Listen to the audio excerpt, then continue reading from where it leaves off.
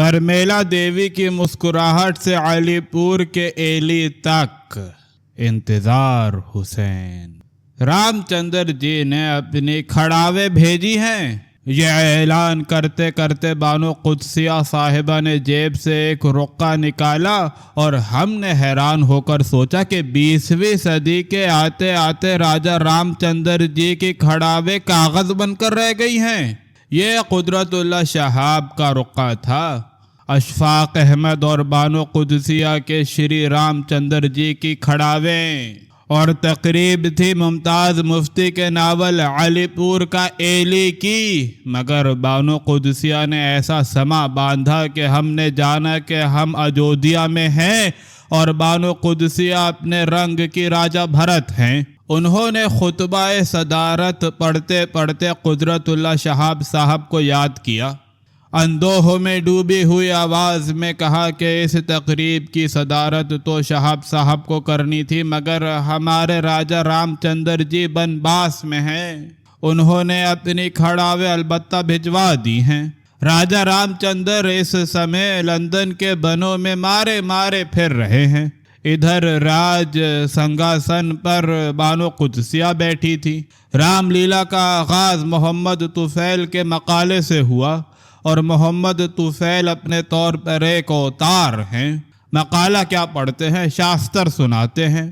جب احمد بشیر نے مفتی صاحب کے بارے میں اپنا اسکیچ پیش کیا تو ہم نے بہت ہاتھ ملے۔ ساری رامائن کو پہلے ہی بانو قدسیہ اپنا چکی تھی، ورنہ ہمارا جی چاہ رہا تھا کہ ممتاز مفتی اور احمد بشیر کے اس ملاپ کو بھرت ملاپ کہیں۔ احمد بشیر تو اب خیر نری سوشلزم لکھتے ہیں، لیکن ایک زمانے میں کیا خوب لکھتے تھے۔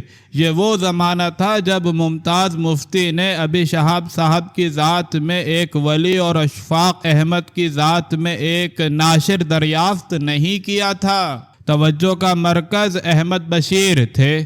اس واقعے کو تو اب بنباس کی مدت سے بھی زیادہ مدت گزر چکی ہے۔ اس عرصے میں احمد بشیر نے کون سے بن کی خاک نہیں چھانی۔ اپنا دوست پاکستانی فلم سازی کی لنکا بھی دیکھ آیا، جہاں ہر فلم ساز 52 گزا نظر آیا، اور احمد بشیر کا نیا پربت 52 گزوں کی دنیا میں مٹی بن گیا۔ اب پھر لاہور کا ایک گوشہ تھا اور ممتاز مفتی اور احمد بشیر پھر اکٹھے تھے، مگر پل کے نیچے سے پانی بہت بہہ چکا تھا، اس طرف بھی اور اس طرف بھی۔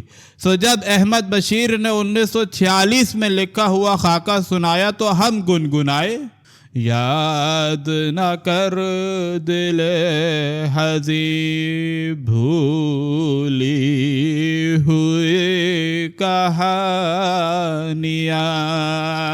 احمد بشیر نے ممتاز مفتی کی سیرت و کردار کو خوب جانچا پرکھا اور خوب اس شخص کا کچا چٹھا بیان کیا۔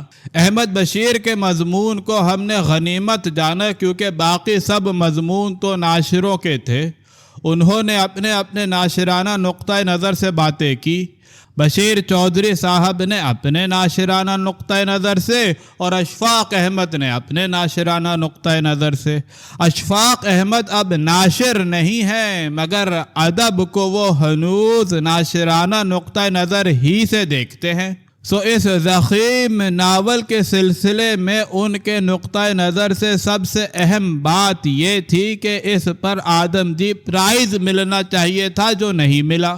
اب ہم توقع کرتے رہے کہ کوئی بھلا ماس آدم جی پرائز کے ابتذال کو فراموش کر کے اس ناول کے بارے میں باتیں کرے گا، کچھ ناول کے فنی محاسن بیان کرے گا، کچھ ناول نگار کے نقطۂ نظر کی گفتگو کرے گا، کچھ آپا اور بدماش سے علی پور کا ایلی تک کے ادبی سفر کا احوال بیان کرے گا۔ آخر ممتاز مفتی ایسے ہٹیے لکھنے والے تو نہیں ہیں کہ ادھر ادھر کی باتیں کر کے کچھ لطیفے کچھ چٹکلے بیان کر کے انہیں ٹال دیا جائے۔ ایک پورا سفر انہوں نے مختصر افسانے کی دنیا میں کیا اور وہ مقام حاصل کیا کہ آج اگر ہم نئے ادب کی تحریک کے زمانے کے افسانوی رجحانات کا تعین کرنا چاہیں تو ممتاز مفتی کو فراموش کر کے یہ تعین نہیں کر سکتے۔ یہ سفر طے کر کے انہوں نے ناول پر ہاتھ ڈالا۔ ناول کی ضخامت دیکھ کر اسے دوسرا فسانہ آزاد کہہ دینا تو کوئی بات نہ ہوئی، کچھ اس پر کہو کچھ سنو، مگر اس تقریب میں بولنے والے کیا ناول اور کیا افسانہ مفتی صاحب کے دونوں ہی کاموں سے دامن بچا کر نکل گئے۔ علی پور کے ایلی کو دوسرا فسانہ آزاد شاید اشفاق احمد نے کہا تھا، مگر خود ناول نگار نے اپنے ناول کو دوسرا ایڈیٹ بتایا۔ یعنی انہوں نے پنڈت رتن ناتھ سرشار کو رستے میں چھوڑا اور دوستویفسکی سے اپنا دوستانہ جتایا۔ اتفاق کی بات دیکھو کہ ضخامت کے دوستویفسکی صاحب بھی بہت قائل ہیں۔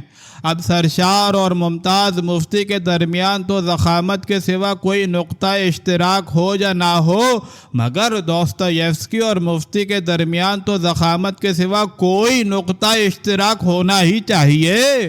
عقل مندوں کو اشارہ کافی ہوتا ہے۔ مفتی صاحب نے کچھ اشارے کیے تو تھے، مگر ہمیں تو ان کا ایک اور ہی اشارہ لے اڑا۔ اشارہ یہ تھا کہ بمبئی کی دنیائے فلم کی پرمیلا دیوی آئیڈیا کی تلاش میں لاہور آئیں۔ ادھر مفتی صاحب آئیڈیاز سے جیبیں بھرے بیٹھے تھے۔ پرمیلا دیوی نے مسکرا کر کہا کہ بمبئی آؤ۔ مفتی صاحب اس دعوت پر پھولے نہ سمائے، اپنے مضامین جمع کر کے غباریں چھپوائی، رائلٹی وصول کی اور اڑ کر بمبئی پہنچے۔ پرمیلا دیوی سے قدرت اللہ شہاب تک کا سفر ایک لمبا اور پیچ در پیچ سفر ہے۔ مطلب یہ ہوا کہ مفتی صاحب عشق کی مجازی منزلیں طے کر کے عشق حقیقی کی منزل تک پہنچے۔